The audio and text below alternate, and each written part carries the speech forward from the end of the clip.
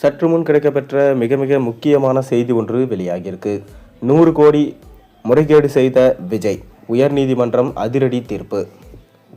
தமிழக வெற்றி கழகம் கட்சி தலைவராக உள்ள விஜய் தாக்கல் செய்த தேர்தல் வேட்புமனுவில் சொத்து விவரங்கள் முரண்பாடாக உள்ளது என்ற குற்றச்சாட்டின் பேரில் விக்னேஷ் என்பவர் உயர்நீதிமன்றத்தில் அதிரடி வழக்கு ஒன்றை தொடர்ந்திருக்கார்.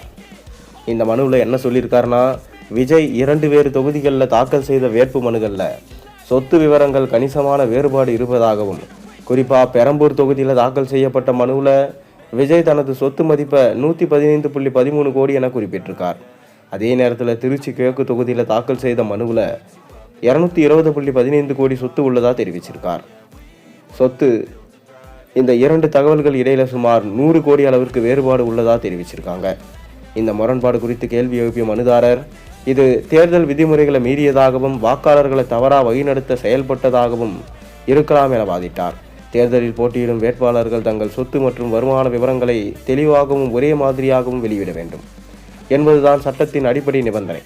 இந்த நிலையில் இவ்வளவு பெரிய அளவில் சொத்து மதிப்பில் வேறுபாடு இருப்பது சந்தேகத்தை ஏற்படுத்துவதாக தெரிவிச்சிருந்தாங்க. வழக்கை விசாரித்த சென்னை உயர்நீதிமன்றம் விஜய் தாக்கல் செய்த வேட்பு மனுக்களில் சொத்து விவரங்கள் குறைத்து காட்டியிருக்கலாம் என்ற குற்றச்சாட்டு இருந்தது.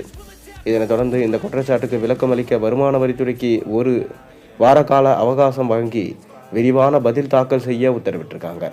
இந்த உத்தரவு அரசியல் வட்டாரத்தில் பெரும் தாக்கத்தை ஏற்படுத்தியிருக்கு.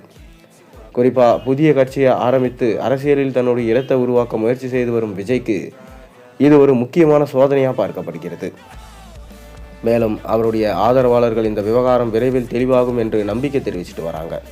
மேலும் தேர்தல் வேட்புமனுக்களில் தவறான தகவல்கள் வழங்கப்பட்டால் அது சட்ட ரீதியாக கடுமையான விளைவுகளை ஏற்படுத்தக்கூடும். தேர்தல் ஆணைய விதிகளின்படி வேட்பாளர் வழங்கும் சொத்து விவரங்கள் உண்மையல்ல என நிரூபிக்கப்பட்டால் அவருடைய வேட்பு நிராகரிக்கப்படுவதற்கும் வாய்ப்பு உள்ளது. இதனால் இந்த வழக்கின் தீர்ப்பு முக்கியத்துவம் வாய்ந்ததாக பார்க்கப்படுகிறது. மொத்தத்தில் விஜயின் சொத்து விவகாரம் தற்போது நீதிமன்றத்தின் கண்காணிப்பில் உள்ள முக்கியமான பிரச்சனையாக மாறியிருக்கு. வருமான வரித்துறையின் பதில் மற்றும் அதன் பின்னர் நீதிமன்றம் எடுக்கும் முடிவு இந்த வழக்கின் திசையை தீர்மானிக்கும். இதனால் அரசியல் மற்றும் ரசிகர் வட்டாரங்கள் இரண்டும் இந்த வழக்கின் அடுத்த கட்டத்தை ஆவலோட எதிர்நோக்கி காத்து கொண்டிருக்காங்க.